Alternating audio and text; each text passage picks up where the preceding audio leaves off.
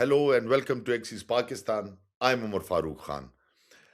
Tonight we look west, not because Pakistan wants to, but because geopolitics is forcing us to. Uh, Iran is under pressure. President Trump has issued warnings. Israel is visibly standing beside Washington. The US quietly mm, vacated some of its bases in the Gulf, a move that usually happens before trouble, not after it. And then, almost casually, Donald Trump says something else. He says Iran has stopped killing protesters. Uh, the temperature drops. The temperature drops with Trump's statement about Iran that it has stopped killing protesters, but slightly. Markets breathe with Trump's this statement. Headlines soften.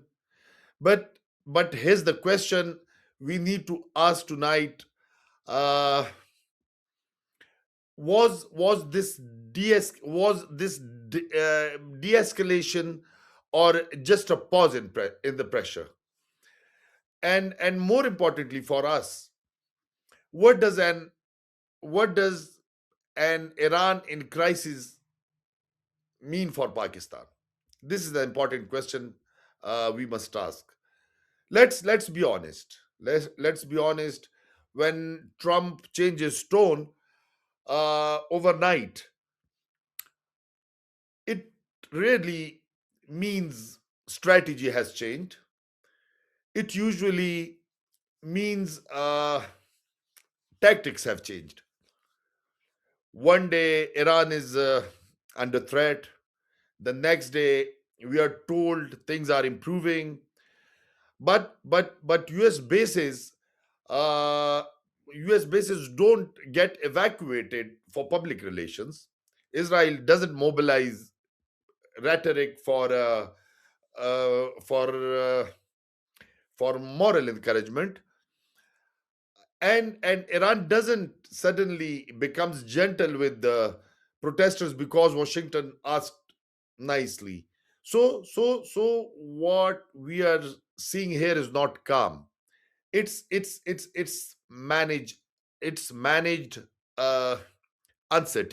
managed uncertainty, a holding pattern.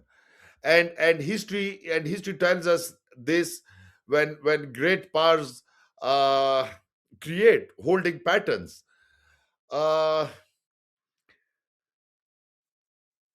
neighbors neighbors get trapped inside them. Pakistan is one of those neighbors, by the way, an important one. Now let's see look at what's really happening inside Iran. Let's strip away slogans and get to power. The protests in Iran are not just about freedom or repression. They are about economics, exhaustion, and a generational break. A young population with no future, patience, uh, an economy squeezed by sanctions and mismanagement, an elite that's uh, united on survival but divided on methods. This matters because a regime under internal pressure behaves in predictable ways. It securitizes, uh, it externalizes blame, it activates regional levers. A weak Iran does not turn inward quietly. It looks outward defensively. and that's where the danger begins. Uh, not just for Israel or the Gulf, but for for countries that share border with Iran, countries like Pakistan. Let's ask the uncomfortable question: does the US really want regime change in Iran? Publicly, Washington talks about human rights. Privately, it talks about risk management. After Iraq and Afghanistan, uh, there is no appetite in the West to rebuild another broken Middle Eastern state. So the objective appears simpler. It appears simpler and colder, like keep Iran pressured, uh, keep it dismantled, keep it contained. Uh, Israel's interest is even clearer. A distracted Iran is better than a confident one. An inward-looking Tehran is preferable to a regionally assertive Tehran. This is not about peace. This is about controlled instability, and controlled instability always spills, just not into the capitals that design it. Uh, now let's bring this home. Let's bring this home. Pakistan has remained calm, officially neutral, uh, no loud statements, no dramatic diplomacy. On the surface, that looks wise, uh, but beneath that calm lies exposure. First, the border. Pakistan and Iran share nearly 900 kilometers of porous frontier, already fragile, already under policed, uh, already contested by militants, smugglers, and criminal networks. Uh, if Iran weakens internally, border border control weakens externally, and that creates space. That creates space for Baloch militant groups, for criminal economies, uh, for proxy experimentation. Uh, Pakistan will not be the instigator, but Pakistan will be the absorber. Second, the economy. Iran is not a formal trade partner for Pakistan, but is an informal stabilizer. Fuel flows, border markets survive, local economies breathe. Sanctions sanctions plus chaos disrupt that ecosystem. And in Pakistan, where inflation is already politically lethal, even small shocks travel fast. Third, third and most sensitive, sectarian temperature.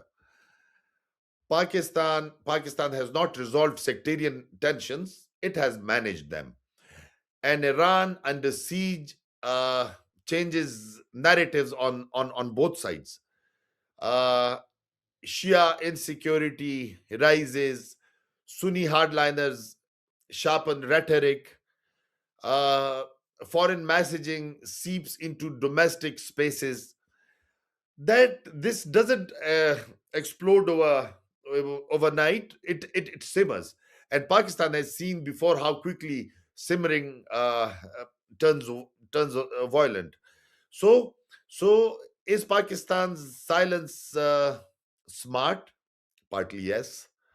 Loud alignment would be reckless. Mediation theatrics would be meaningless. But silence also signals something else: limited leverage. Pakistan is not shaping outcomes. It's reacting to them. There is no visible regional initiative, no coalition building with Turkey, China, or Central Asia, no diplomatic narrative that says Pakistan matters here. And here's the hard truth: silence works when others know you matter anyway. When relevance fades, silence becomes invisibility. Let's say this carefully. If Iran stabilizes, Pakistan survives the tremors. But if Iran reforms, Pakistan adjusts. But if Iran fragments, then Pakistan faces refugee pressure without international sympathy, security spillover without Western funding, sectarian heat without regional buffers. Pakistan will inherit instability by crisis, instability in Iran without inheriting influence. And unlike Europe, unlike the Gulf, unlike Israel, Pakistan will not get insurance. No one will care. So when Trump says Iran has stopped killing protesters, yes, the temperature drops, but the pressure structure remains. This is not peace. It is postponement. And for Pakistan, postponement is not comfort. It's a warning. Iran under threat is not Pakistan's ideological problem. It is Pakistan's geopolitical test. Because in the Middle East, chaos is strategic. In South Asia, chaos is contagious. That's all for tonight on Axis Pakistan. Good night and stay aware.